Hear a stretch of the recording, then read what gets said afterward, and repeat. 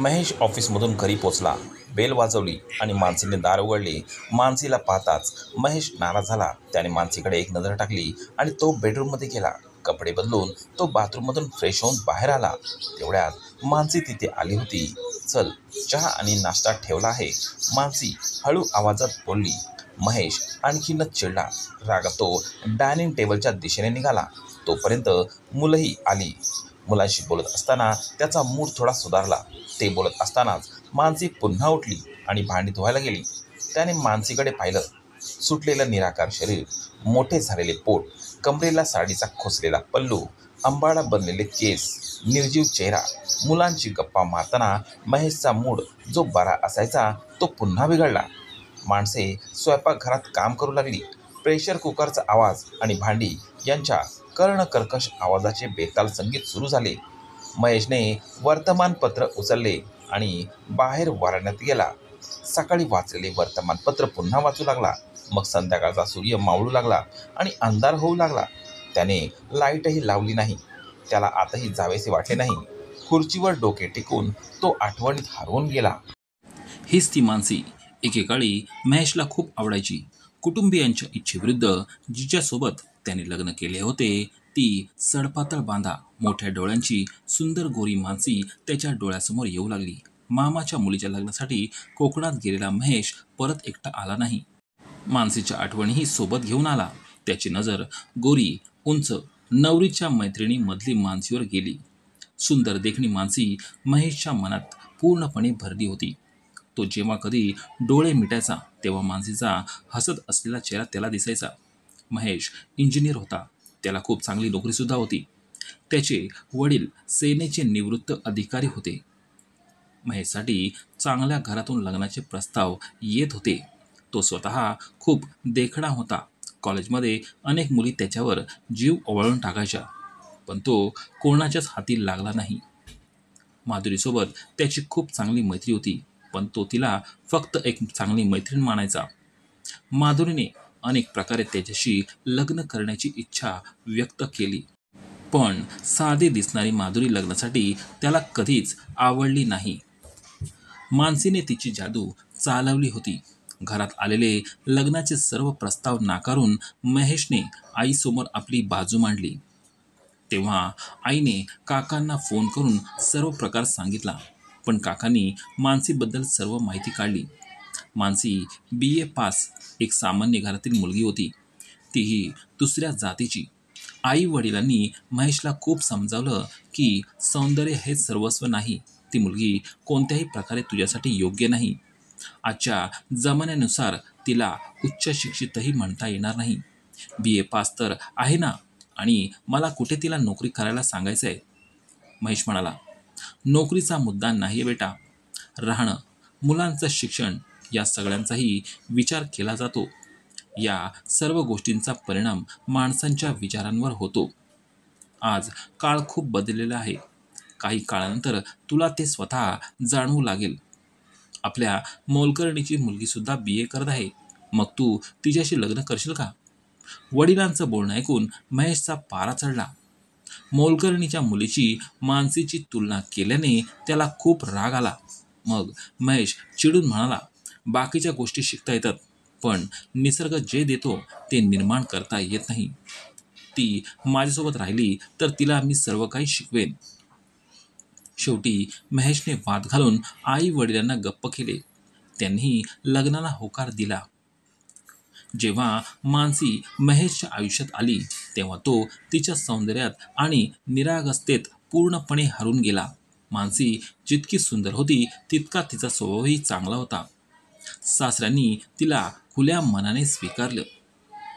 मानसीचे आज महेशवर खूप प्रेम होते. महेशही तिच्यावर वेड्यासारखं प्रेम करायचा. ऑफिसमधून सुट्टात तो सरळ घरी यायचा, पण घरी आल्यावर मानसी किचनमध्ये मग्न असायची. कधी सासऱ्यांसाठी सूप बनवण्यात, तर कधी सासूसाठी गुडघ्यांचं तेल गरम करण्यात, कधी घराची साफसफाई करण्यात, कधी भाजी चिरण्यात, तर कधी नाश्ता बनवण्यात मग्न असायची. महेशला हे सर्व काही आवडायचे नाही. त्याला वाटायचे मानसीने तो ऑफिसमधून येण्या अगोदर सर्व काम आटोपून त्याच्यासोबत वेळ घालवावा, त्याच्यासोबत फिरायला जावं, चित्रपट पाहावा, बाहेर जेवायला जावं, आईस्क्रीम खावे असे त्याला वाटायचे. पण कदाचित या सर्व गोष्टींना मानसीच्या आयुष्यात प्राधान्य नव्हते. तिने आपल्या आईलाही अशाच कामात गुंतलेले पाहिले होते आणि घरात सारखी अशी कामं करत राहिलं की संसार सुखी होतो असं तिचं मत होतं. वर्तमानपत्रे वाचणे, टी व्हीवरील बातम्या ऐकणे या सगळ्या गोष्टींमध्ये तिला अजिबात रुची नव्हती. महेशला वाटायचं की आपल्यालाही बायकोला कधी त्याचा राग यायला हवा आणि त्यालाही तिला मस्का मारायची संधी मिळावी, तिची समजूत काढण्याची संधी मिळावी. पण या सुंदर मातीच्या बाहुलीकडून अशी अपेक्षा करणे व्यर्थ आहे असे त्याला हळूहळू वाटू लागले. वेळ पुढे सरकत राहिला. त्यांना 2 मुलेही झाली होती. आता मानसी आणखी बिझी झाली. तिच्याकडे क्षणाचाही वेळ नसायचा. तो अनेक वेळा म्हणायचा, मानसी, कोणीतरी स्वयंपाक करायला बाई कामाला ठेव. तू नेहमी कामात मग्न असतेस. तुझ्याकडे माझ्यासाठी कधीच वेळ नसतो. तुझ्यासाठी वेळ नसतो. मानसी आश्चर्याने म्हणाली, मी तुझे कोणते काम करत नाही. मानसी, काम हेच सर्व काही नसतं. तुला का समजत नाही? आपलं हे वय परत येणार नाही. शरीराच्या अनेक गरजा आहेत. फक्त घरकाम तुझी जबाबदारी यापेक्षा खूप काही आहे आयुष्यात. मानसी चांगली सून होती, चांगली आई होती, चांगली पत्नी होती, पण चांगली सोबती नव्हती. आणि सोबती नसल्यामुळे महेशला एकटेपणा, एक विचित्र तळमळ, एक उणीव नेहमी जाणवायची. महेशला त्याच्या मित्रांच्या बायकांप्रमाणेच मानसीने फॅशनेबल विविध कपडे घालावेत असं वाटायचं. निदान पंजाबी ड्रेस तरी घालावा असं त्याला वाटायचं. असा विचार करून एके दिवशी महेश तिला कसे तरी बाजारात घेऊन गेला आणि तिला ड्रेस पसंत करण्यास सांगितले. पण मानसी एकही ड्रेस घ्यायला तयार नव्हती. अहो, हे सगळं आई बाबा काय म्हणतील? मी हे सर्व घालू शकत नाही. माझ्या मित्रांच्या बायका हे सर्व घालतात. मानसी, हा ड्रेस तुला खूप छान दिसेल. आणि आता तुझे वयच काय आहे? आजकाल 60 वर्षाच्या स्त्रिया देखील या गोष्टी घालतात. ज्या घालतात त्यांना ते घालू द्या. मी घालू शकत नाही. त्यांचे सासू सासरे त्यांच्यासोबत राहत नसतील, माझे राहतात. ते काय म्हणतील? मानसी, मी माझ्या आई वडिलांना ओळखतो. ते जुन्या विचारांचे नाहीत. माझी आई एका आर्मी ऑफिसरची पत्नी आहे. तुला असे कपडे घातलेले पाहून तिला आनंदच होईल. पण मानसीने महेशचं काहीच ऐकलं नाही.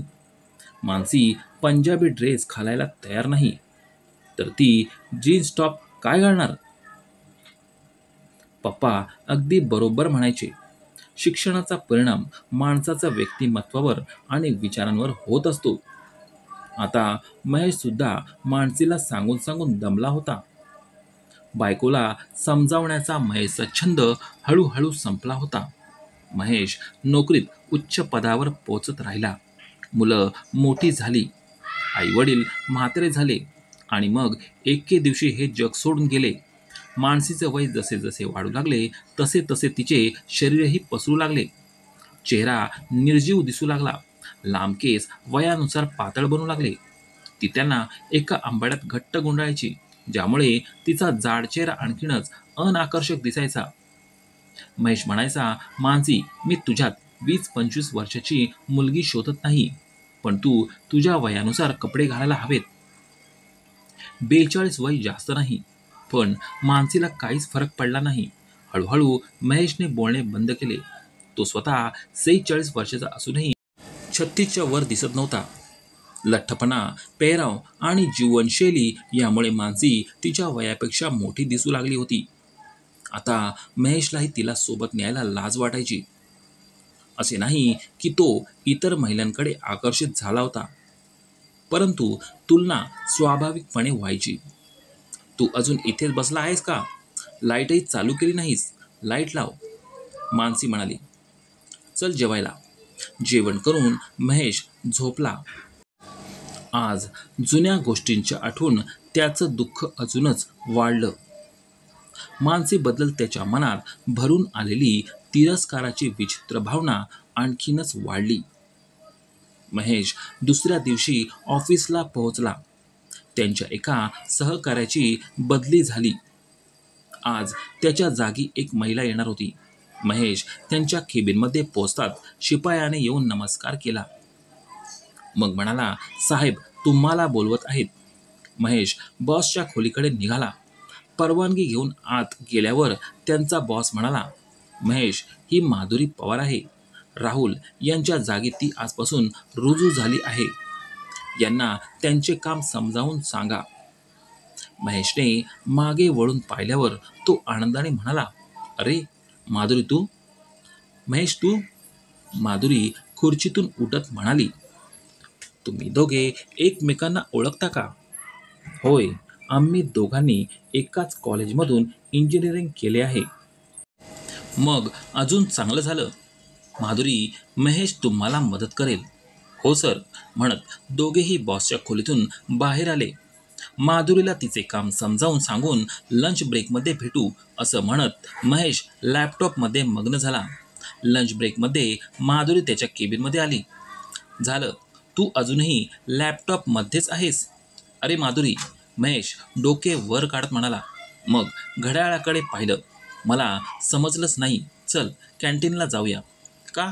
तुझ्या बायकोने दिलेले जेवण तू खाऊ घालणार नाहीस मला? बरं बरं ठीक आहे, म्हणत महेश टिफिन उघडू लागला. अन्नाचा वास सर्वत्र पसरला. दोघेही टिफिन खात जुन्या गोष्टी, जुन्या आठवणींमध्ये हरवून गेले. माधुरीच्या वयाबरोबर आत्मविश्वास वाढलाय हे महेश पाहत होता. तिने तिचे व्यक्तिमत्व अशा प्रकारे सुधारले होते की ती तिच्या वयापेक्षा 10 वर्षांनी लहान दिसत होती. महेश चिडत म्हणाला, क्या बात है, तुझा नवरा तुझी खूप काळजी घेतोय असं दिसतंय. वय लॉकमध्ये बंद केलं आहे? हो, ती हसत म्हणाली. जेव्हा पाहायचं होतं तेव्हा तू माझ्याकडे पाहिलं नाहीस आणि आत्ता पाहत आहेस. अरे माधुरी, तू कुठे पोचलीस? हा सर्व योगायोग आहे. तिचा अर्थ समजून महेश बोलला, ठीक आहे, या गोष्टी सोड. तू मला घरी कधी बोलत आहेस? मला तुझ्या बायकोला भेटण्याची खूपच इच्छा आहे. मला पण बघू दे ती कशी आहे, जिच्यासाठी तू कॉलेजमधला अनेक मुलींची मनं तोडलीस. महेश शांत झाला. थोडा वेळ दोघेही गप्प बसले. मग माधुरी शांतता तोडत म्हणाली, तुला मला घरी बोलवायचे नाही असे दिसत आहे. नाही, तसं नाही. तू फ्री असशील तेव्हा मला कॉल कर. घरी एकत्र डिनर करू. ठीक आहे. मग पुढचे बरेच दिवस माधुरी खूप बिझी राहिली. नवीन नोकरी होती, जबाबदारी जास्त होती. एका रविवारी माधुरीने महेशला फोन केला. मी आज संध्याकाळी तुझ्या घरी येते. तू कुठे जात नाहीस ना? नाही, तू ये, आपण एकत्र जेवूयात. माधुरी संध्याकाळी पोचली. त्या दिवशी ती इतर दिवसांपेक्षा जास्त स्मार्ट आणि सुंदर दिसत होती. महेशला मानसीची ओळख करून द्यायलाही लाज वाटत होती. तेवढ्यात मानसी आली. मानसी ही माधुरी. आम्ही दोघे इंजिनिअरिंग कॉलेजमध्ये एकत्र होतो. मानसीची ओळख करून देताना महेशने माधुरीच्या चेहऱ्यावरील अभाव स्पष्टपणे वाचले. हीच का ती जिच्यासाठी तू मला नाकारलेस? ती थोडा वेळ मानसीकडे आश्चर्याने पाहत राहिली. बसा, तुम्ही उभ्या का आहात? माधुरीचा आवाज ऐकून ती दचकली. मानसी आणि माधुरीच्या व्यक्तिमत्वात खूपच फरक होता. दोघांच्या बोलण्याच्या शैलीत काहीच साम्य नव्हते. त्यामुळेच महेश आणि माधुरी यांच्यातलं बोलणं चालू होतं. पण मानसीने ते मनावर घेतलं नाही. जेवण करून माधुरी निघू लागली तेव्हा महेशने गाडीची चावी घेतली आणि म्हणाला, मानसी, मी माधुरीला घरी सोडून येतो. महेश आणि माधुरी गाडीत गप्प होते. आपापल्या विचारात मग्न होते. मग महेश अचानक बोलला, माधुरी, मानसी पूर्वी खूप सुंदर होती, पण तिला वेशभूषा करणे, कपडे घालणे, वाचनाची आवड नाही. माधुरीने उत्तर दिले. मी तिला बदलण्याचा खूप प्रयत्न केला, खूप समजावले, पण ती समजत नाही. मी सुद्धा थकून आता हे सर्व सोडून दिले आहे. सौंदर्य हेच सर्वस्व आहे का महेश? माधुरी गांभीर्याने म्हणाली. महेश काहीच बोला नाही. मग माधुरी म्हणाली, शब्दांनी समजावून समजत नसेल तर काहीतरी करून समजावं. जोपर्यंत मनाला त्रास होत नाही तोपर्यंत समजणार नाही. जोपर्यंत काहीतरी गमावण्याची भीती वाटणार नाही तोपर्यंत काहीतरी मिळवण्याचा प्रयत्न करणार नाही. महेश गप्पच राहिला. माधुरी बोलत असलेलं काही समजेल काही नाही. मग त्याने गाडी एका जागी थांबवली. तू इथे गाडी का थांबवलीस? आईस्क्रीम खायला? तुला आईस्क्रीम खायला खूप आवडते ना, आणि तेही आईस्क्रीम पार्लरमध्ये. तुला आठवते अजून? माधुरी आश्चर्याने बोलली. हो, मग मित्रांच्या सवयी कोणी विसरतो का? चल लवकर. महेश गाडीचा दरवाजा उघडत म्हणाला. दोघे खाली उतरून आईस्क्रीम पार्लरमध्ये गेले आणि आईस्क्रीम खाऊ लागले. खूप वेळ झाला होता हे त्यांना कळलेच नाही. मग माधुरीला सोडून महेश घरी पोचला. मानसी त्याची वाट बघत बसली होती. त्याला पाहताच ती म्हणाली, खूप उशीर झाला. मोबाईल पण घरी विसरलात. हो, उशीर झाला. खरं तर आईस्क्रीम खायला थांबलो होतो. माधुरीला आईस्क्रीम खूप आवडते ना. आईस्क्रीम घरी होती ना. मानसीचा स्वर नेहमीपेक्षा काहीसा वैतागलेला होता. महेशने आश्चर्याने मानसीच्या चेहऱ्याकडे पाहिले. तिच्या बोलण्यात ईर्ष्येची हलकीशी झलक त्याला दिसली. यावर महेश म्हणाला, माधुरीला आईस्क्रीम पार्लरमध्येच खायला आवडते. आणि मग बोलण्यात कसा वेळ गेला समजलंच नाही. नंतर महेश कपडे बदलायला गेला. मानसी थोडा वेळ उभी राहिली. मग बेडवर पडली. कपडे बदलल्यानंतर महेशही बेडवर झोपला. त्याला झोपही येत नव्हती. मात्र नेहमी लगेच झोपी जाणारी मानसी आज मध्यरात्र झाली तरी सारखी कूस बदलत असल्याचे पाहून महेशला आश्चर्य वाटले. महेशला माधुरीचे शब्द आठवले की जोपर्यंत मन दुखत नाही, काही गमावण्याची भीती वाटणार नाही, तोपर्यंत ती काही मिळवण्याचा प्रयत्न करणार नाही. आता महेशला अनेकदा ऑफिसमधून घरी यायला थोडा वेळ लागायचा. त्याला कधीच काही न विचारणारी मानसी आता कधीकधी त्याला उशिरा येण्याचे कारण विचारू लागली. तोही सांगायचा, माधुरीला थोडी शॉपिंग करायची होती, तिच्याबरोबर गेलो होतो. तिचा नवरा आता इथे नाही ना. आणि मग मानसीच्या चेहऱ्यावरचे भाव पाहायला तो विसरत नव्हता. माधुरीचे नाव ऐकून मानसीचा चेहरा काळवंडून जायचा हे त्याला दिसायचे. आता हे वारंवार घडू लागले. महेश या ना त्या कारणाने उशिरा घरी यायचा. सुट्टीच्या दिवशी तो घरी नसायचा. कधीकधी तो संध्याकाळी बाहेर जायचा आणि बाहेर जेवण करूनच घरी यायचा. मानसीने विचारल्यावर माधुरीसोबत असल्याचे तो सांगत असे. मानसी सारखं स्वतःची माधुरीसोबत तुलना करायची. महेश घरी आल्यावर लगेच झोपी जायचा आणि मानसी त्याच्याकडे पाठ करून अश्रू ढाळत राहायची. तिच्यासोबत असे कधीच घडले नव्हते. महेश तिच्याशी असा वागेल असा कधी विचार तिने केला नव्हता. महेशला गमावण्याची भीती तिला कधीच वाटली नाही. घर, मुलं, संसाराची सेवा, घरची कामे आणि नवऱ्याची काळजी एवढ्यापुरतेच तिने आयुष्य मर्यादित केले होते. नवऱ्याला या व्यतिरिक्त काहीतरी हवे असते, या गोष्टींकडे तिने कधीच लक्ष दिले नाही. मानसी खूप अस्वस्थ राहू लागली. काय करावं तिला काहीच कळेना. एके दिवशी रविवारी माणसे तयार होऊन घराबाहेर पडली आणि माधुरीच्या घरी गेली.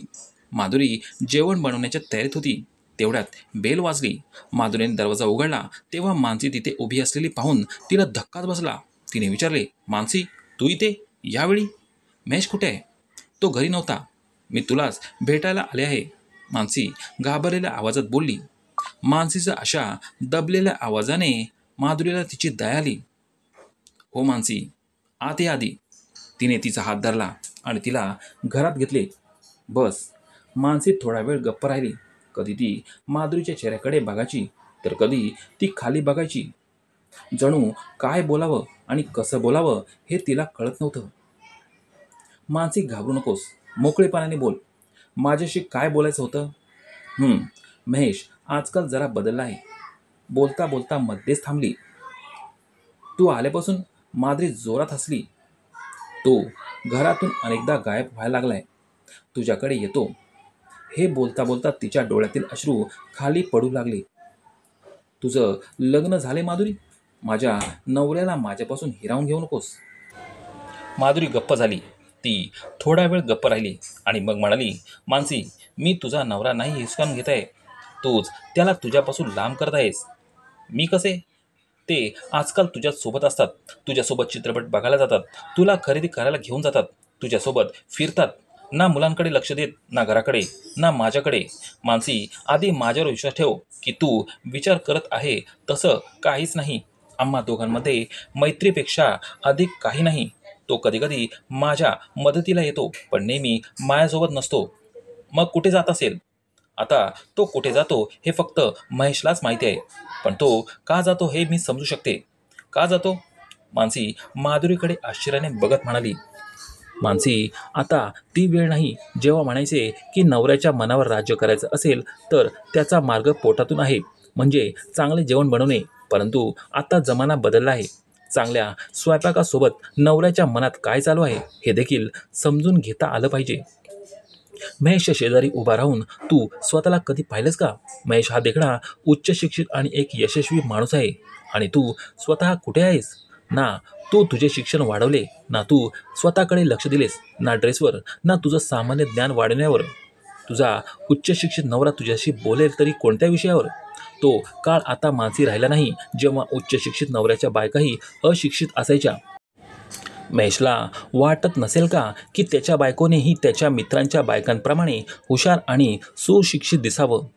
मानसी, तू चांगली पत्नी बनलीस, पण तुझ्या पतीची चांगली सोबती बनू शकली नाहीस. विचार कर मानसी, महेशने अनेक मुलींना नकार दिल्यानंतर तुला निवडले आहे. ती मानसी कुठे आहे जिच्यावर तर वेड्यासारखा तो प्रेम करत होता? माधुरीचे बोलणे ऐकून मानसीला आठवू लागले की महेशसुद्धा असे म्हणत असे. अनेक गोष्टी अनेक प्रकारे समजावून सांगण्याचा प्रयत्न करत असे, पण तिने कधीच लक्ष दिले नाही. महेशचे बोलणे कधीच समजून घेतले नाही. पण माधुरीच्या बोलण्यातून तिला सर्व समजत होते.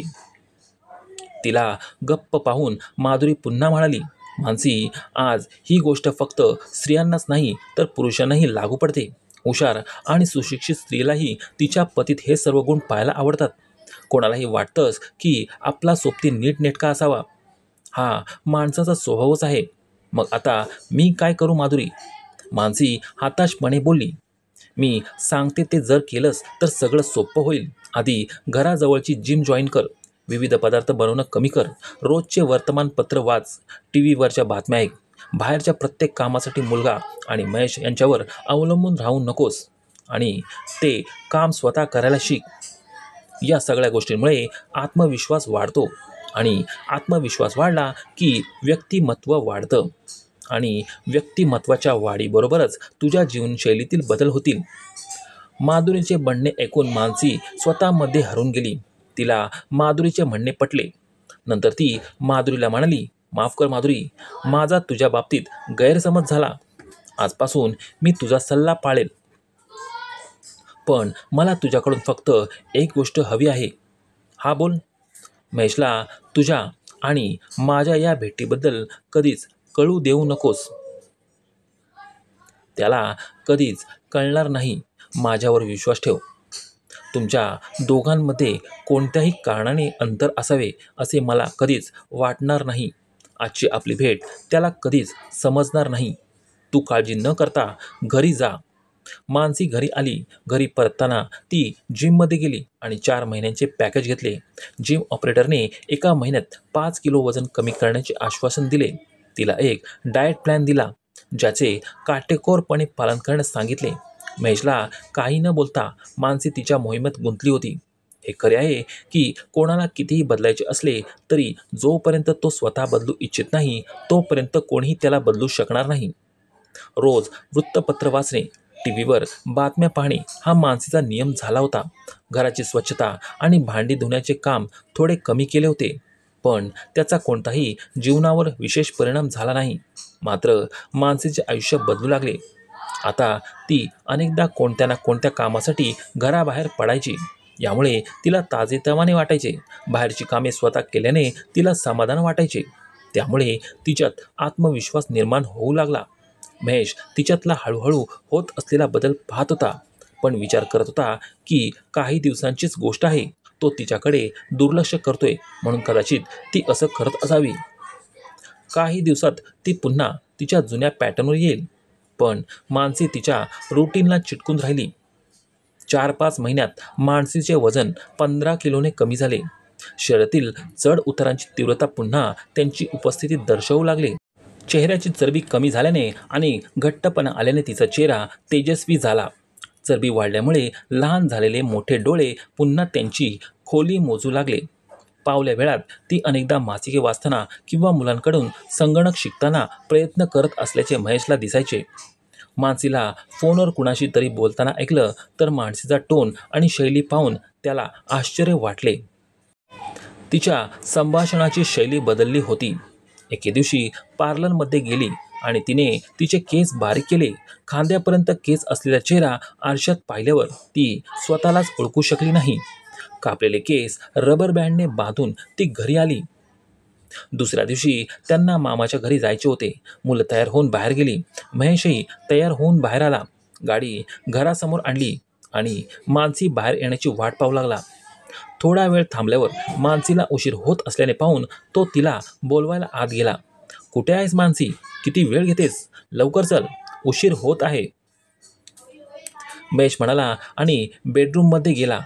पाहतो तर चुडीदार सूट घातलेली एक सुंदर आणि हुशार तरुणी तिच्या खांद्यावरचे केस विंचरताना त्याला दिसली. मानसी? आवाज ऐकून मानसी मागे वळली. मानसी, तूच आहेस का? महेश आश्चर्य आणि आनंदाने तिच्याकडे बघत होता. त्याला समोर बघून मानसी लाजत होती. जणू कालच लग्न झाले. महेश तिच्याजवळ आला. मला विश्वासच बसत नाही की ती तूच आहेस. तुला पाहून असं वाटत आहे की मी 7-8 वर्षापूर्वीच्या मानसीला पाहतोय. तू खूप सुंदर दिसत आहेस. तू खूप त्रास दिलास मला, मानसी म्हणाली. मी खरं सांगतो मानसी, माझं तुझ्यावर नेहमीच प्रेम आहे. पण पती पत्नीने एकमेकांवर प्रेम करण्यासाठी प्रेमाचे माध्यम कधीही कमी होऊ देऊ नये.